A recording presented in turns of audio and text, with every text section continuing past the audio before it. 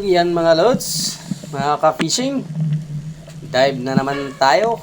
Ito mga ka-fishing, nakita tayo dito ng maraming maliit na isda, pero good size na yan mga ka-fishing. Nasa likuran ko lang yan mga ka-fishing, hindi ko muna pinansin kasi naghahanap tayo ng medyo mas malaki, kaya standby muna kayo dyan mga ka-fishing. Yan o, labahita or indangan, mungit, medyo marami yan, kaya pipili na lang tayo ng isa kasi walang malalaking isda ngayon mga ka-fishing. Kaya tirahin natin. Yan o, ganun. Sure na, pwede ng pang ihaw, pang tinula, hindi kaya pang prito mga ka-fishing. Laking bato niyan mga ka-fishing, pero walang malaking isda. May nauna na palang kumuha na yung malalaki dyan, kaya maliit yung sa atin mga ka-fishing.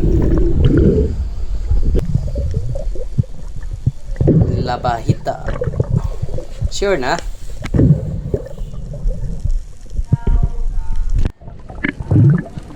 Yan, dive na naman uli. Yung isda dito mga ka-fishing ay medyo maliit, medyo na may nakauna sa atin sa araw na to, kaya maliliit yung nahuli natin. Yan o, samaral naman yung nakikita natin dyan mga ka-fishing. Lingan-lingan mo yun kung malalaki, walang malalaki, kaya tirahin natin yung samaral, pero malapit na sa kalahating kilo na yan mga ka-fishing.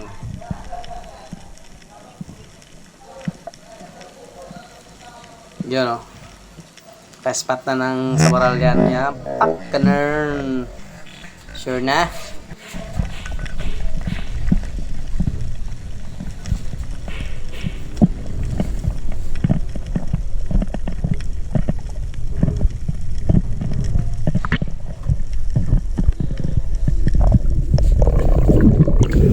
Malalim yan mga ka-fishing, pero walang masyadong isda, kaya nagtyaga lang sa samaral mga ka-fishing.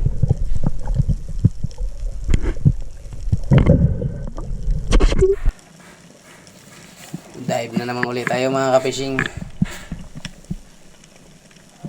Ganon pa rin, samaral pa rin yung nakita natin mga ka-fishing, kaya dirahin na lang natin dito.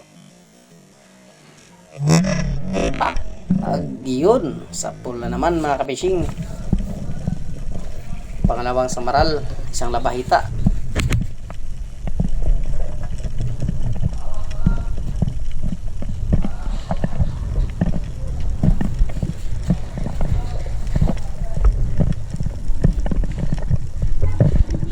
Ngayon mga huli ko mga ka-fishing, hindi ko na video yung iba.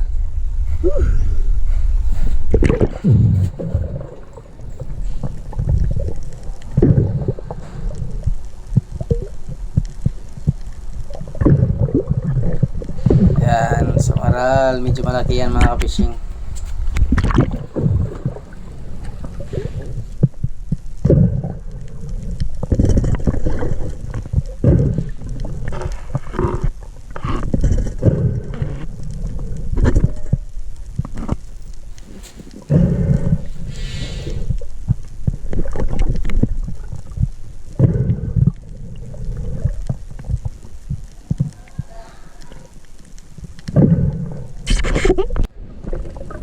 At ito ang pinakabinas sa araw na to mga ka-fishing.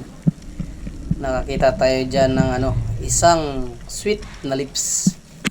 Sweet lips or sweet fish. Sweet na lips. Bakit tinatawag na sweet lips to mga ka-fishing? Kasi nga raw, malaki yung lips niya. Wow! Ayan o, makatago sa bato. Pero paglapit, yun, umalis na untog sa bato mga ka-fishing, kaya bumalik. Yan. Langoy kasi ng langoy eh. Yan nauntog siya, kaya bumalik, lumabas sa butas. Ganun. Ang laki yan mga ka-fishing, mga 2 kilo mahigit. Sweet lips. Kaya pala sweet lips to, kasi malaki yung labi niya.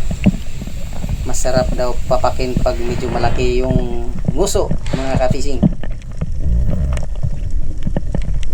Yan Yan, sumabit pa sa ano, kawil. Yung may tansina na nakaarya sa lalim. Sumabit na kawil yan mga ka-fishing. Baka sabihin ng iba galing sa kawil yung isda mga ka-fishing. Right.